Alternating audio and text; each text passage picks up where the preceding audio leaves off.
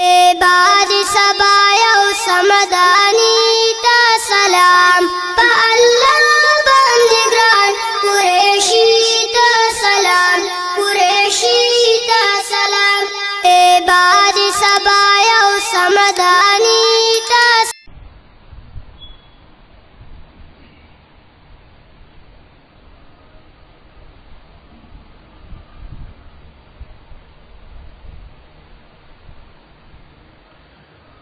أعوذ بالله من الشيطان الرجيم. بسم الله الرحمن الرحيم. إذا السماء انفطرت وإذا الكواكب انتثرت وإذا البحار فجرت وإذا القبور بعثرت علمت نفس ما قدمت وأخرت.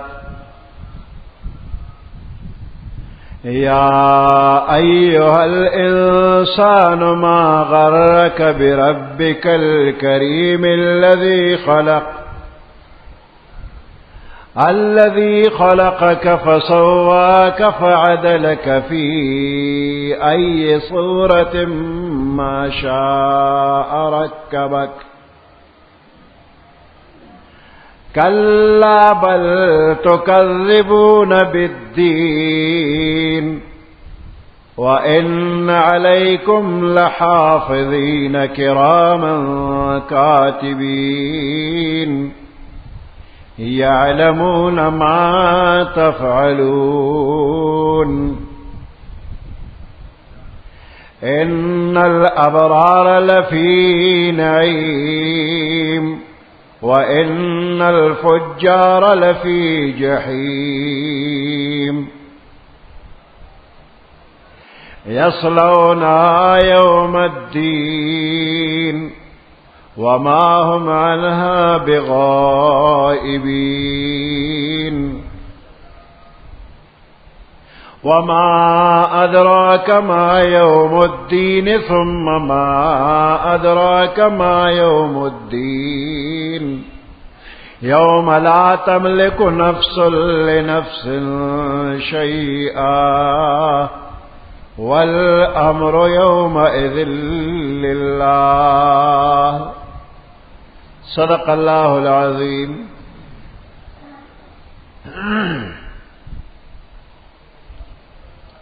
سورة الانفطار مكية وهي 19 آية. سورة الانفطار مكي سورة تي نورلس آياتنا دي.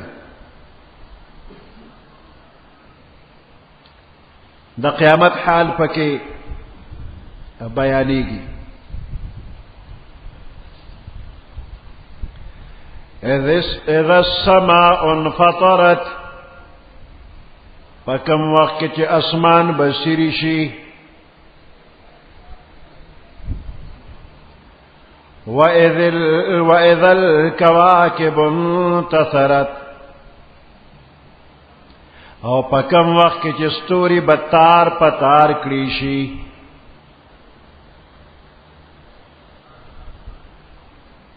نظم پیو تار کے دانے پیلل مرغلر پیلل نا نظم دے او چې دغه تار اوشلیږي نو دا دانې خورې وریش نو دیتا نثر وی. نظم او نثر نو نظم پیلل شوی او نثر خورې وری.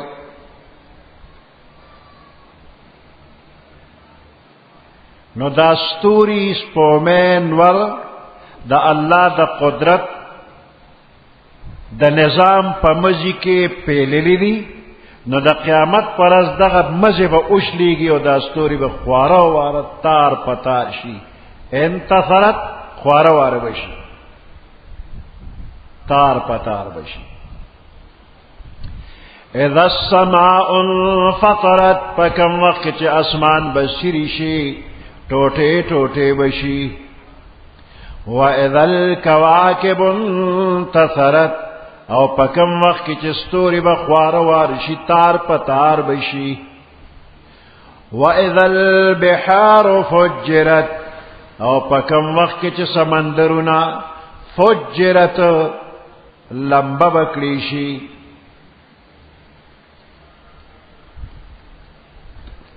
د دنیا ټول سمندرونه دا به یو بل سره یوځای شي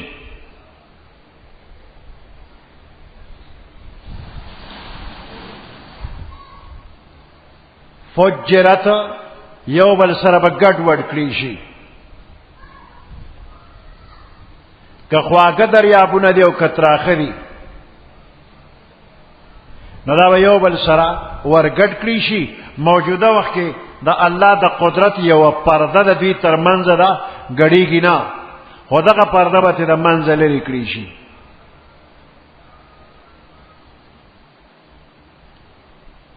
وَإِذَا الْبِحَارُ او پکم وقت چې دریابونه فجرت یو بل سره ګډ بکړي شي نو دا ټول دریابونه چې یو بل سره ګډ شي نو په دې باندې به اور لګي او بس وځيږي لمبا بکړي شي وَإِذَا الْقُبُورُ بُعْثِرَتْ پکم وقت کې چې د قبرونو نه د مړی برا بهر کړي شي بعثرت راپورته بکړي شي وَإِذَا الْقُبُورُ بُعْثِرَتْ علمت نفس ما قدمت وأخرت خبردار بشي هر یو نفس ما پاغس قدمت چلوان دی لګلی دی وأخرت او سیر رست پریخي دی د دې ټولو نه به هر یو نفس خبر شي اسمان بصیری شي ستوري به یو بل سره خواره واره شي دریابونه به یوځای شي د قبرونو نه به مړي راپورته شي نو دغه وخت کې هر انسان پوه بشي چې سی لګلی دی روان دی سی پریخي دی رستو روان دی لګل نه مراد څه دی هغه نیک عملونه چې د کړی دي او رست پرې خدا پرې خودل نه مراد دی چې د عمل نه کړی ترک عمل نو د قیامت پر ورځ باندې هر بنده به پوه شي چې نیک او بد سس کړی دي او نیکی یا بدی سس پرېخي دي ما قدمت سی کړی دي نیک دی او کبدی سی کړی دي او آخرت او کم کمه پریخي دي نیک دی یا کبد دی هغه پریخي دي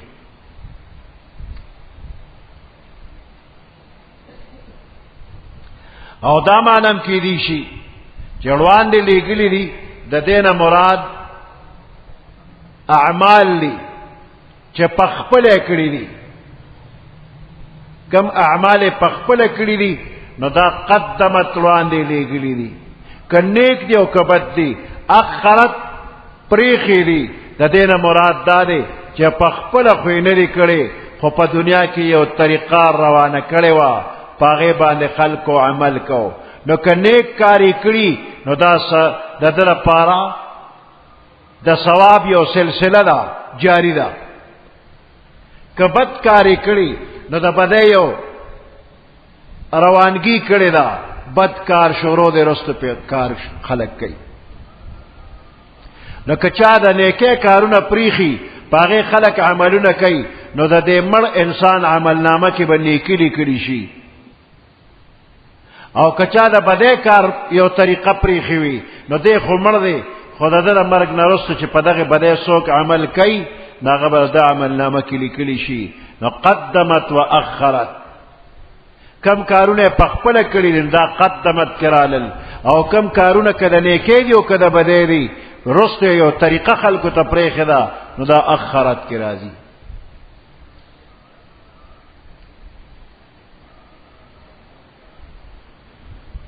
نو دا نیکی کارونه او دا نیکی طریقې پرې خودل د ثواب کار دی اوس په جن کې دا شکار مکوا چې ستا د مرګ نه رستو د هغې عذاب تا ته میلاویږي.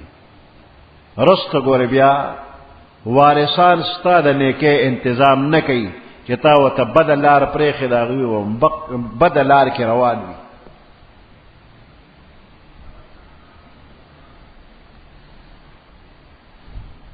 نو دې انسان ته به ښکاره کړي چې علمت نفس، خبردار بشي نفس، ما قدمت و اخرت، چې څه وړاندې لېږلي څه رستو پرېښي.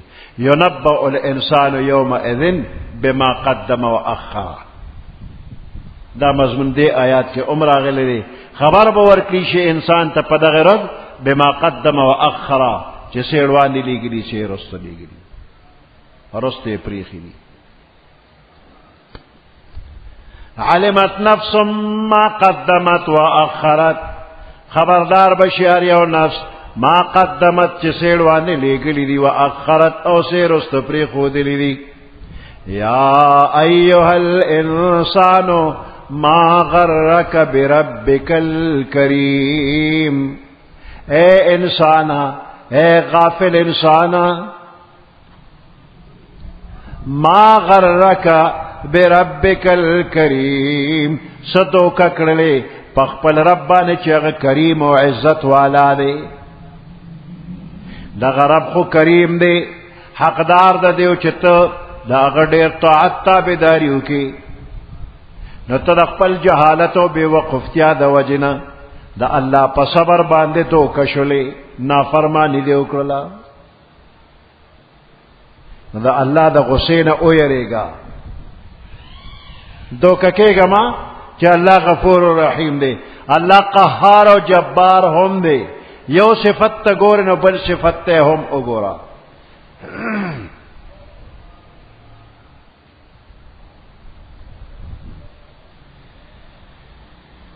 ما غرک بربک الکریم، د انسان پیدائش ذکر شو، د هغې مرحلې ذکر شوې چې الله په دې دې طریقو انسان پیدا کړی دی. نو د دې صفتونو تقاضا دا وه چې انسان په خپل پیدایش باندې سوچ فکر وکړي، د الله مهربانو ته وګوري، په الله ایمان وروړي، د الله پر رسولانو ایمان وروړي، ذره بر خلاف ورزي ونه کړي. خو انسان غافل. نو الله پاک په دې ځای کې یو رټنه کوي، سوال کوي چې انسان ته خپل ابتدا او انتها حالاتو ته وګوره. د دې باوجود کم یو شي غافل کړلې، کم په دوکه کې واچولې، په څه وجه باندې نافرمانی دې شروع کړله. نو ستا د پیدایش ذکر الله کوي. خلقک فسواک، الله ته پیدا کړلې، خلقک ته پیدا کړلې، الذي خلقک هغه الله چې ته پیدا کړلې، فسواک نو ته برابر کړلې، فعدلک نو ډېر ښه برابر کړلې، فی ای صورت ما شاء رکبک، په کوم یو شکل کې چې الله اغوستل ته مرکب کړلې، پیدا کړلې. الذي خلقک هغه الله چې ته پیدا کړلې، ستا بدن جوړ ک، بدن دې لټیک، فسواک نو ته برابر کړلې، ستا بدن ټیک، خوی خصلت دل برابر ک، فعدلک ستا پیوندونه په اعتدال سره جوړ کړل، اندامونه په اعتدال درله جوړ کړل. نو ستا پیدایش کې الله ډېر تناسب نه کار اغشتلی، نو ته ولې په کار ناراضې؟ فی ای صورت ما شاء رکبک، په کوم یو شکل کې چې الله اغوستل نو ته مرکب کړې، د ټولو نه خشته جوړ کړلې. فی احسن تقویم، په ډېر خشته شکل صورت کې پیدا کړلې. که الله در نه خر جوړو نو څه دې کولی شو؟ که خنزیرې در نه جوړو، که سپې در نه جوړو نو څه به دې ویلو؟ نه تاسو ویلی شو، نه د مور پلار هیڅ هم نشو کېدی. سره کولی نشو. خلقک فسواک، تے پیدا کرلی نو یوازے پیدا کولنا ستا وجود ستا تمام اندامونه په یو خاص مناسبت باندې جوړ کړل. دا هر اندام طول او عرض او دا غي طاقت او خاصیت په مناسبت باندې جوړ کړی دی. فعدلک، ستا وجود په یو خاص اعتدال باندې جوړ کړی دی. د نورو زناورونه په فرق جوړ کړی دی. مزاج در لخکل در کړی دی. فعدلک فی ای صورت ما شاء رکبک، پکم یو شکل کې چې الله اغوستل رکبک نو ته مرکب کړی ته جوړ کړلی.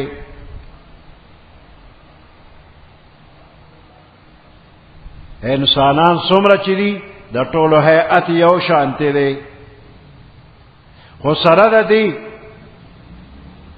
په کروڑونو په دمونو په اربونو خلق دی، د هر چا شکل د بل نه فرق دی. کروڑونه اربونه په دمونو خلق د دې د یو شکل د بل سره نه ملاویږي.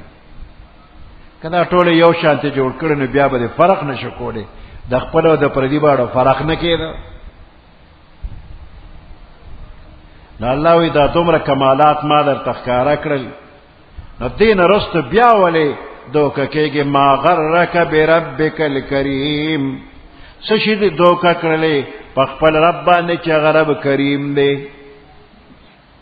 مغافل کېږي. رب صفت دل تروڑو کریم ور سره ذکر کو، اشاره پکې دی ته چې انسان دوکه کېږي. ما د دوکه کېدو سبب دی د الله کرم دی چې په خپل کرم ستا په هر ګناه باندې فوراً سزا نه درکوي. دا د الله کرم دی. کې ګناهونه خو رزق کې درله کمې نه دی روستی، په هر ګناه دی نیسي نه. نو په دې لطف و کرم د الله دوکه شولې. حال دار چې په دې باندې نورم تابعدار شه. الله رحم کوي، تکه گناهونه او پکټول گناهونه دې فوراً نیسینا. نو په دې دوکه شولې نو چې دیني سنه نو دې ته وګوره چې قهار او جبار دی. کلا بل تکذبون بالدین، د دوکه کېدو هرگز بل وجه نشته دی. کلا هرگز د دوکه کېدو وجه نشته دی. بل تکذبون بالدین، بلکې تاسو نسبت د دروغو کوئ روز جزا ته. بالدین د قیامت ورځ ته یوم الدین وی. نو د قیامت د ورځې تکذیب کوئ. وان علیکم لحافظین، بے شک پتا سو مقرر دی حفاظت کون کے نگہبان فرشتے. وان علیکم، بے شک پتا سو مقرر دی لحافظین، حفاظت والا فرشتے. کرامن کاتبین، کرامن عزت والا دی. کاتبین لکن کے فرشتی دی. یعلمون ما تفعلون، یعلمون دغه فرشتے پوئیگی ما پا اغس تفعلون چه تاسو کم عمل کوئے. تا چه هر سکین استا پا عمل بانے دا فرشتے پوئیگی که دا اغوی مخ کے و که دا اغوی مخ کے نکے. دا فرشتے ہر وقت دا کرامن کاتبین دا انسان سروی. خو چې کله دا انسان بے پردے کیږي نو هغه وخت کې دا فرشتې ته نه اقوا شي. مثال په طور باندې یو سړی لامبي غسل کوي نو دې وخت کې خدای جامې لري کی نو دا فرشتې ډېرې حیاناکې دي، هغوی ته نه اقوا شي او دې غسل خانې ته ننوته او لامبي جامې نشته. نو دې دغه دی کې چې څه عمل کوي نو دې وایي چې فرشتې خو نشته. نو فرض که د اوړي روژه ده او یو سړی غسل خانې ته ننوته، ځان ته تازه یخې اوبې اچولې دي، د غسل خانې سبیل ډک دی. په دغه ځای کې هېڅ څوک هم نشته دی، صرف دا یو بنده دی، هغه فرشتې هم ترې نه بهر شوي دي او دې تندې اغوښتې وي روژه دی کې خو هېڅ څوک هم نشته دی. او بس هغه یخ او په ځان چې راړو هغه تیر کړی وېس کړي قصدن هغه به اوس کړي روزه خو یو خوړله چاته پته لګي الله ارزه کې ویني هر څنګه حال کې ویني و دې فرشتو خو لیدل نه لري او چې کله د جامع واچو غسل خانه نه را بهر شون چې دې تندې ته او کته پتندې علامه ده فرشتي په علامه پېښه چې دا روزه خور دې روزه وخوړه دغه دې کې څوک شته نه او فرشتي الله پوي کړلې يعلمون ما تفعلون پوي کې دا فرشتي ما په هغه څه تفعلون چې تاسو کوم عمل کوي چې کوم فعل کوي پاغه فرشتي پويږي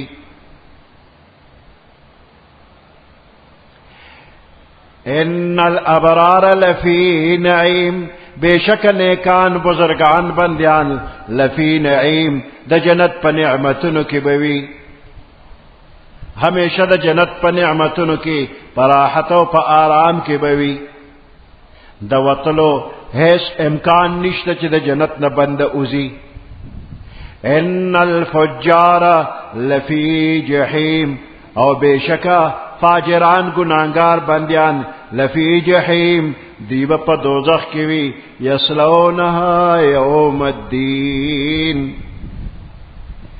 داخلی کی بدوی دوزخ تا یوم الدین دا قیامت پرز باندے دا انصاف پرز باندے بدوی دوزخ تا داخلی کی وما هم عنها بغائبین نبوی دوی دا دوزخ نا غائب کی دن کی تختی دن کی جدا کی دن کی بنوی دا دوزخ بچرم وتی نشی کہ کم بندہ دوزخ تا دا کفر پا حالت کی ننوت دے وما هم بخارجین من النار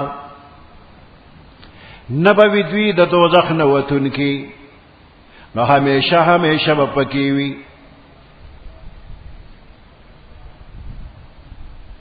وما هم عنها بغائبین نبوی دوی دا دوزخ نا غائب کی دن کی وما ادراک ما یوم الدین تا تسپت لگی وما ادراک تا تسپت لگی ما یوم الدین چی روز دا جزا سشی دیو سنگلا ثم ما ادراک بیاتا تپت لگینا ما یوم الدین چی روز جزا دا قیامت روز دا انصاف روز سنگلا یوم لا تملک نفس لنفس شیئا پکم روز باندے لا تملکو چی اختیار من بنوی واقدار بنوی نفس یو نفس لنفس دبل نفس پارا شیئا دسشی پدغ روز باندے تمام رشتے دوستانہ تعلقات و خپلولے بکٹ شی اشنائی بختم شی ہر بند پر نفسی گویا دے سوک دا چا سفارش کولی نشی چکم اللہ اغواری اللہ بد سفارش اختیار ورکی نو پخپل اختیار سوک دا چا سفارش کولی نشی چاہتا نفر سولی نشی چانا تکلیف کم ولی نشی البتہ چکل اللہ اغواری نیکانو تا دا سفارش اختیار بورکی دا گناہگار مسلمان دا پارا با سفارش کی بیادغ سفارش بقبلیگی والامر یومئذ للہ حکم پدغ روز باندے خاص اللہ دا پارا بوی پا دنیا کے دا بادشاہ حکم پا قوم چلی گی دا مور پلار حکم پا اولاد چلی گی دا آقا و دا مولا حکم پا غلام و پا نوکر چلی گی دا حکمنا پا دا غیر روز باندے با ختم شی دا چا حکم پا چا باندے با چلی گی نا صرف دا یو اللہ حکمنا با چلی گی ظاہرا و باطنا حکم با دا اللہ چلی گی دا بل چانا والامر یومئذ للہ حکم با دا یو اللہ پا دا غیر روز باندے چلی گی سبحان ربک رب العزت عما یصفون وسلام على المرسلين والحمد لله رب العالمين اللهم ربنا آتنا في الدنيا حسنة وفي الآخرة حسنة وقنا عذاب النار وأدخلنا الجنة مع الأبرار يا عزيز يا غفار برحمتك يا أرحم الراحمين